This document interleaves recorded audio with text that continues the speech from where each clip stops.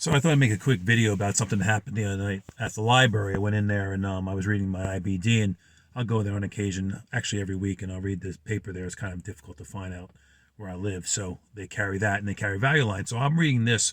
Meanwhile, a couple of ladies that were on the desk next to me, they were going over to the Value Line Index, Value Line Investment Survey, it's called. And if you don't know anything about what that is, you might want to check into it. It's actually a really great research tool, but it's kind of complicated, and the one was teaching the other how to use it. So as I left, I complimented the teacher of how well she was teaching the student. So this turned into a conversation, and she asked whether or not this is what I do as far as investments. She says, yeah, that's what I do. She says, oh, do you work for somebody? I said, no, I pretty much work on my own. She says, wow, you're lucky. And I'm like, no, not really. I said, it took a long time for me to get to this place. So it was funny how sensitive I was to when she said that, because when you look back, and it wasn't like it was forever ago. If it was like 30 years ago, then maybe it'd be like I would get over it. But at the same time, it was probably, you're talking about 15 years ago, and it wasn't really that long. Even 5 years ago, if you went back 8 years ago, I literally wasn't able to make a living yet from it. I was able to actually make some money, but I wasn't able to make a living from it. So, and what these people don't see when they call it luck, it's like, really, those dark years of spending in this small little cubicle, because what I had to do is I actually was living in this old, dilapidated industrial building, which I loved it, don't get me wrong. But at the same time, it was illegal, but it had a switching station that was close, and it let my actually internet connection be kind of quick. And before I went to my style of trading now, I went through these moments where I actually was doing very short time frames.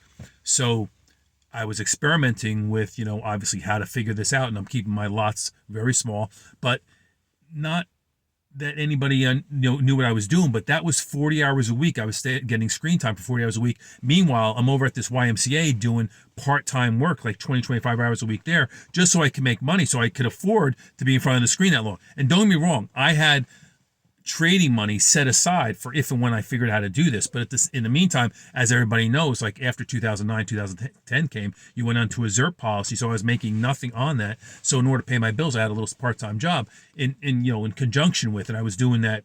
I was doing the part-time job. I was getting interest on my money. And then obviously I was trading, but I wasn't making any money from trading because obviously the lots, like I said, were so small. But I didn't win. I never won. So to say I'm lucky when you think about what you had to go through in order to get to where I am now, I mean, had nothing to do with luck. Well, I say I was blessed because it didn't have to come to me. It could have always been into perpetuity that I would have consistently been a failure, because that's what it felt like. You didn't know until all of a sudden, maybe 2019, it was like one trade all of a sudden turned into something. I'm like, whoa, what just happened? And obviously I paid attention to my wins and my losses, and I realized, whoa, that all of a sudden made sense.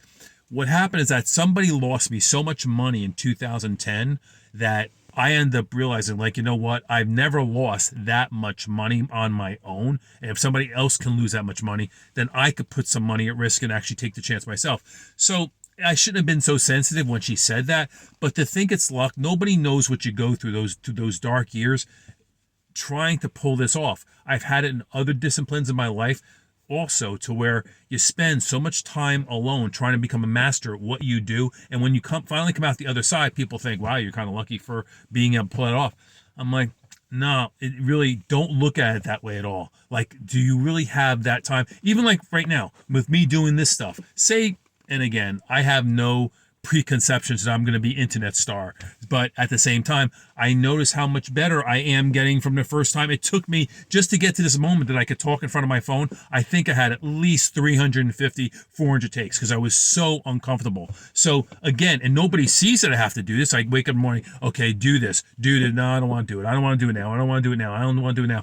And it's just so funny that in order to move forward with anything in life, you have to take that time away from people, and you got to spend alone, or else you're not going to get it done. If you're out trying to have a social life, trying to have a great family life, whatever it may be, you're not going to be able to put the time aside for doing something you really don't want to do, but know you should be doing because something's pushing on you because it's your commission. So anyway, I just thought I would share it with somebody, or put it out there.